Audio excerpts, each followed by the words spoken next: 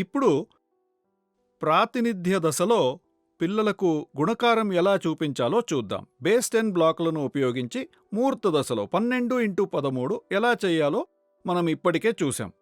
ఇప్పుడు చదరపు గడుల నోట్బుక్లను ఉపయోగించి అదే సమస్యను పరిష్కరించుదాం. 12x13 ఇలాగే ముందు సూచించాము. 10 యొక్క ఒక రాడ్ 2 యూనిట్లు. అప్పుడు మనం 13 నిలువు వరుసలో ప్రాతినిధ్యం వహిస్తాము. 3 యూనిట్లు, 1 యూనిట్, 1 యూనిట్, 1 యూనిట్.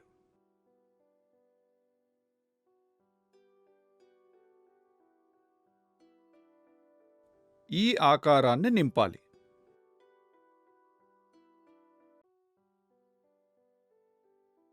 అప్పుడు మనకు 12x13 దీని సమాధానం వస్తుంది. ఎలా నింపాలి? దేన్ని ముందు ఉపయోగించి మనం నింపాలి? ఆకుపచ్చ ప్లేట్. ఆ ప్లేట్ ఎంత పెద్దదుంది? దాంట్లో 100 చదరాలు ఉంటాయి. ఇక్కడ 100 10x10 ఇది 100 చదరాలు. తర్వాత 10 ఒక నీలం రాడ్ పెట్టాము. రెండవ 10, మూడవ 10, ఈ 10 ఇక్కడ పెట్టాము. ఇక్కడ ఒక నీలం రంగు రాడ్ పెట్టాం.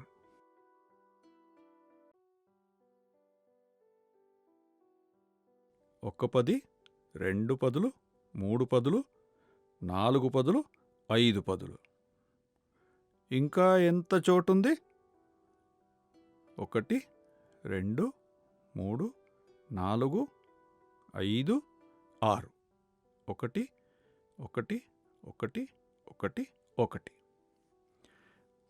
6 యూనిట్లున్నాయి. ఎన్ని వందలు? ఇక్కడ రాద్దాం. ఒక 100 ఉంది.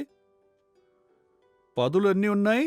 1 2 3 4 5. అయితే 50. యూనిట్లు ఎన్ని ఉన్నాయి? 6 ఉన్నాయి.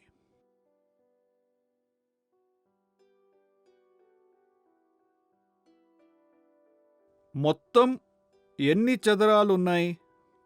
12x13 నింపితే ఎన్ని చదరాలు? 6 5 1. సమాధానం 156. రిప్రజెంటేషన్ లేదా ప్రాతినిధ్య దశ. దీన్ని మనం చదరపు గడుల నోట్బుక్ ఉపయోగించి నేర్పించవచ్చు. గుణించడానికి మనం పెద్ద అంకెలను ఉపయోగిస్తున్నప్పుడు ఈ చదరపు నోట్బుక్ ఉపయోగించడం కుదరదు. కానీ చిన్న చిన్న సమస్యలను ఇచ్చినప్పుడు చదరపు గడుల పుస్తకాన్ని ఉపయోగించవచ్చు. మనం ఎప్పుడూ ఇక్కడ ఏమీ రాయకూడదని గమనించడం చాలా ముఖ్యం. 10 అని ఇక్కడ నుంచి ప్రారంభించకూడదు.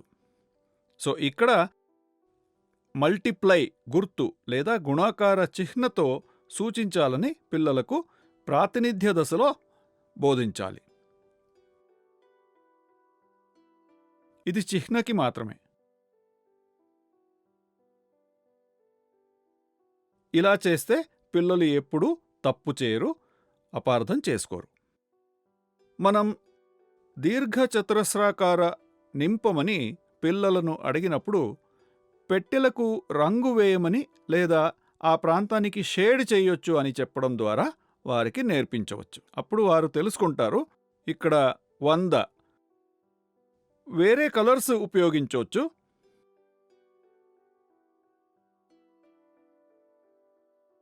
10 వేరే రంగుగా, 100కి వేరే రంగు అలా వేయొచ్చు. ఎందుకంటే ఉపాధ్యాయుల దృష్టికి మనం దీన్ని విస్తీర్ణం విధానం లేదా ప్రోడక్ట్ విధానం అని పిలుస్తాం. కానీ 2, 3 మరియు 4వ తరగతుల పిల్లలు ఇంకా విస్తీర్ణం నేర్చుకోలేదు. అందువల్ల ఇది విస్తీర్ణం పద్ధతి అని మనం వారికి చెబితే అర్థం చేసుకోలేరు. ఇది వారికి సరదాగా నేర్చుకోవడంలో సహాయపడటానికి దీర్ఘచతురస్రాకార యొక్క రంగు పద్ధతి అని మనం వారికి చెప్పగలం.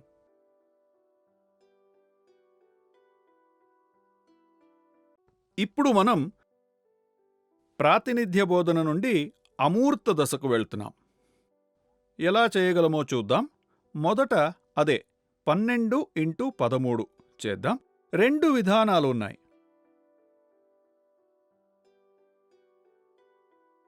అమూర్త దశలో మొదట బాక్స్ పద్ధతిని ఉపయోగిస్తాం. ఎలా చేయాలంటే మొదట 12 ఎలా వచ్చింది మూర్త రూపంలో? 10 యొక్క ఒక రాడ్ మరియు 2 పసుపు క్యూబులు. మనకు 13 ఎలా వచ్చింది? 10 యొక్క ఒక నీలం రాడ్ మరియు 3 పసుపు క్యూబులు.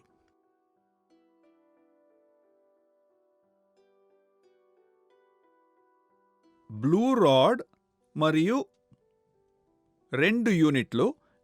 ఇప్పుడు వీటిని ఎలా గుణించాలో మనకి ఇప్పటికే తెలుసు. దీన్ని బాక్స్ పద్ధతిలో ఎలా చేయవచ్చో చూద్దాం.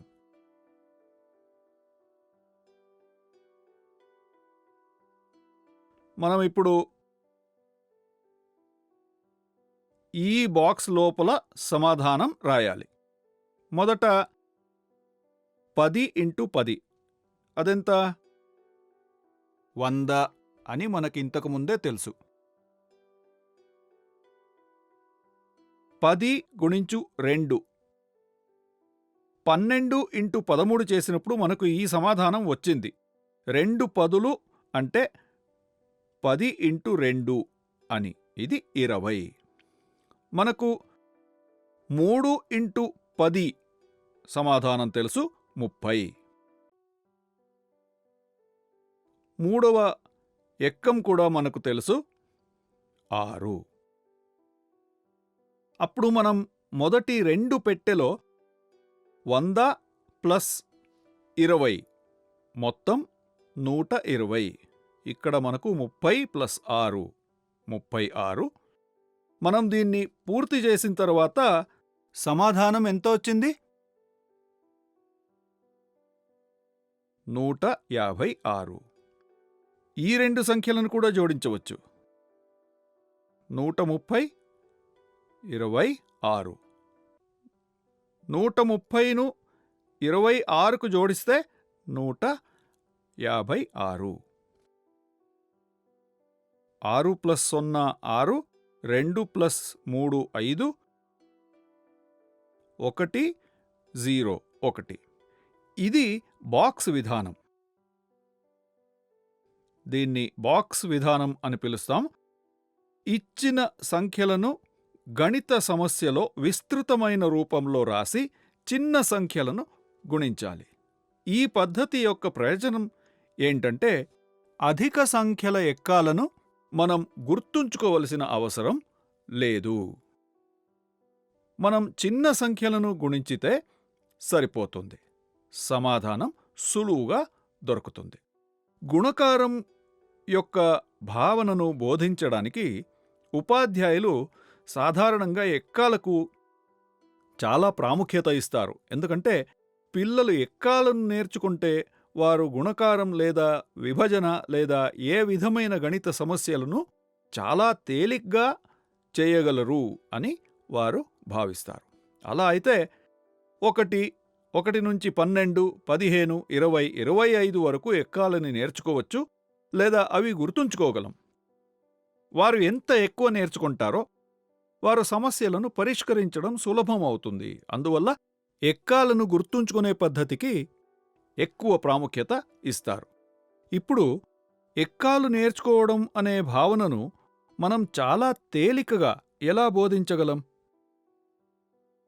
దానికి ఒక సులువైన పద్ధతి ఉంది.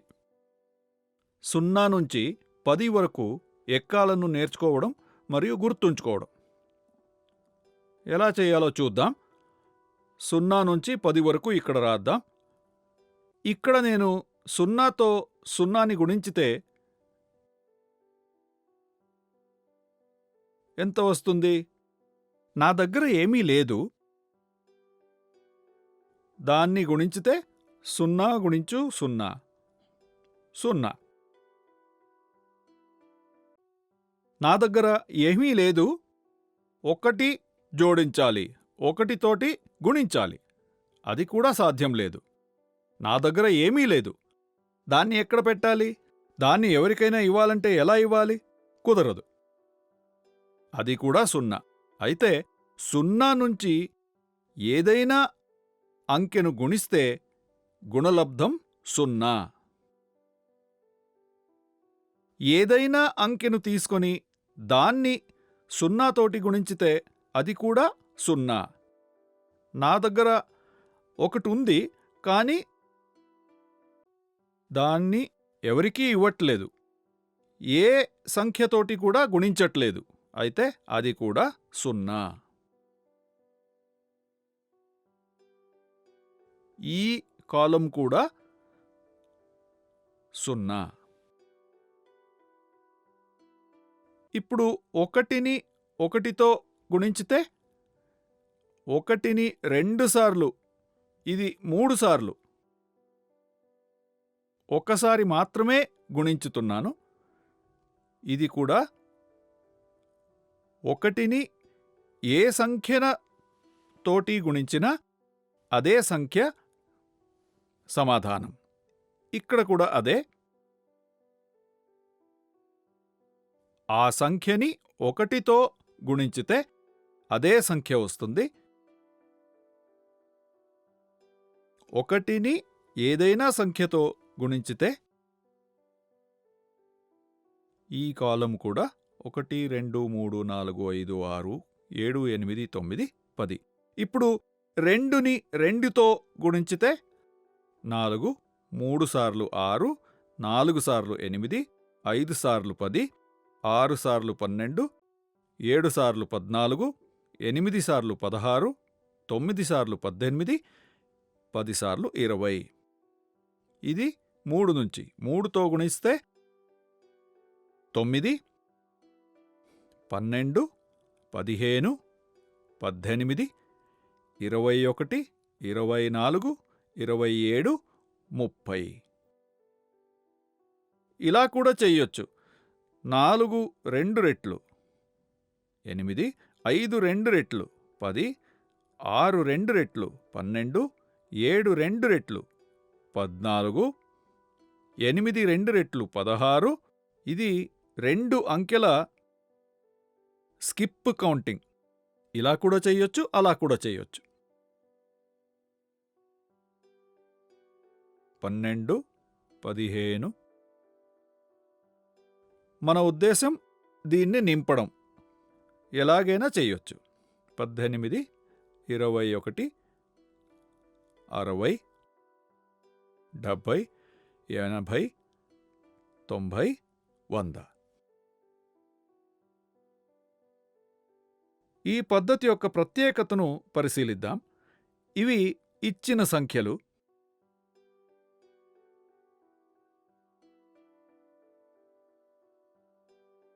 ఒక ఆసక్తికరమైన ముఖ్యమైన విషయం ఏంటంటే, మనం ఇక్కడ కనిపిస్తుందా? ఇక్కడ మనం గమనించవలసిన అంశం ఏంటంటే, ఇక్కడ ఒక గీతను గీస్తే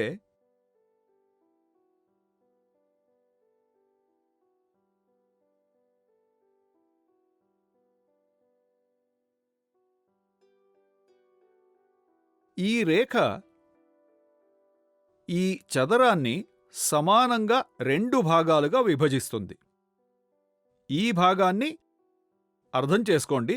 ఈ భాగం, ఇది మధ్య ప్రాంతం మరియు ఇవి సగం. ఈ భాగాలో ఆసక్తికరమైనది ఏంటి? ఈ భాగం దీని ప్రతిబింబం అని మనం చెప్పగలమా? మనం సౌష్ఠవం చూస్తామా? 7 ఇంటూ 4 అంటే 28. అయితే 4 ఇంటూ 7 ఎంత? 28. ఈ 28 ఇక్కడ ఉంది, 24 ఇక్కడ, మరియు 18, 18, 10, 10.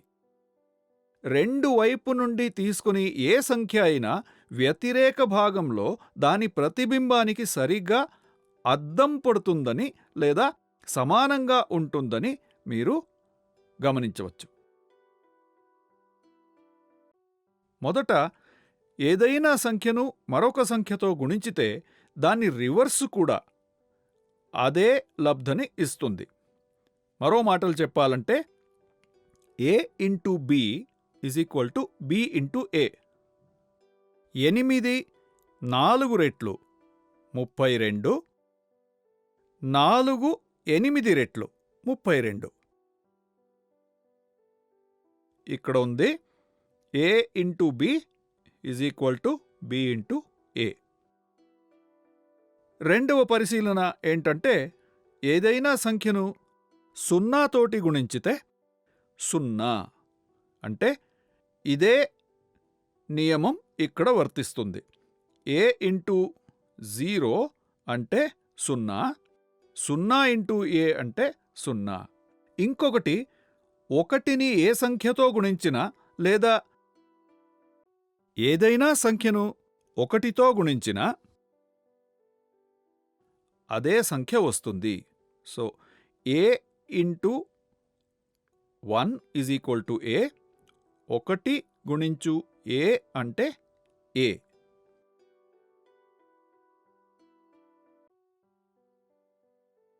నాలుగవది, 10తో గుణించబడిన ఏ సంఖ్య అయినా ఆ సంఖ్యకు 0తో జత చేయబడుతుంది. ఉదాహరణకు a ఇంటూ 10 అంటే a మరియు 0. అన్ని సంఖ్యలతోటి ఇది మనం చూడవచ్చు. ఆ అంకె మరియు ఒక 0. మనం ఈ నియమాలను నేర్చుకుంటే మనం ఎక్కాలను గుర్తుంచుకోవలసిన అవసరం ఉండదు. ఒకవేళ మనం తప్పనిసరిగా గుర్తుంచుకోవాల్సిన అవసరం ఉంటే గణిత సమస్యలను పరిష్కరించడానికి ఏం గుర్తుంచుకోవాలి? ఇక్కడ ఈ సంఖ్యలు ఏంటి? ఉపాధ్యాయులకి అది తెలుసు, కానీ పిల్లలకు తెలీదు. ఇవి చదర సంఖ్యలు, అంటే స్క్వేర్ నంబర్స్. 2 ఇంటూ 2 అంటే 4, 3 ఇంటూ 3 అంటే 9. అందువల్ల మనం ఈ భాగాన్ని గుర్తుంచుకోగలిగితే ఎక్కాలను 1 నుంచి 10 వరకు నేర్చుకున్నట్టే.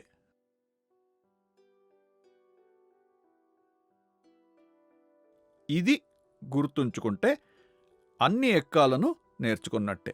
4 5 రెట్లు అంటే ఏంటి అని మీరు పిల్లలను అడిగినప్పుడు వారు కొన్నిసార్లు చాలా కష్టపడతారు మరియు 4 ఇంటూ 1 నుంచి ప్రారంభిస్తారు. ఎందుకంటే వారు దాన్ని ఒక నిర్దిష్ట పద్ధతిలో కంఠస్థం చేసి ఉంటారు.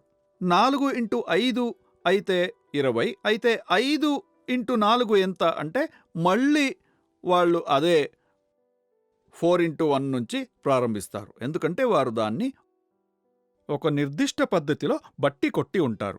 ఈ కార్యకలాపాల నుంచి ఏం అర్థం చేసుకోవచ్చంటే ఎక్కాలను ఎలాగా గుర్తుంచుకోవచ్చు, సులువుగా గుర్తుంచుకోవచ్చు. ఈ 10 వరకు ఎక్కాలను మనం గుర్తుంచుకోవడం అవసరం లేదు. 8 3 రెట్లు అది గుర్తుంచుకుంటే 3 8 రెట్లు కూడా గుర్తుంచుకోవచ్చు. ఈ ఒక పట్టికల భావనను అర్థం చేసుకోవాలి. అందువల్ల పైన ఉన్న ఈ పట్టికను ఉపయోగించి గుణకారం చాలా తేలికగా నేర్చుకోవచ్చు మరియు అందువల్ల ఈ పద్ధతి ఖచ్చితంగా ప్రశంసనీయం.